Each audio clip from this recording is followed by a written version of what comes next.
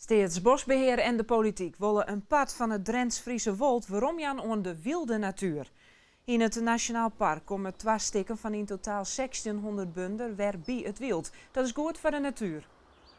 Als de natuur zijn gang kan gaan, dan is er een heel vrij spel van al die elementen die met groeien, met afsterven van planten, met de ontwikkeling van dieren, het gedrag van dieren te maken heeft.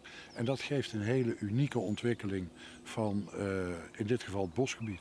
Woonomwenners binnen benauwd dat ze aans niet meer komen maaien. Bordjes, banken, jiskevetten worden nog voorthellen. Routes voor kuiders en fietsers verdwijnen ook.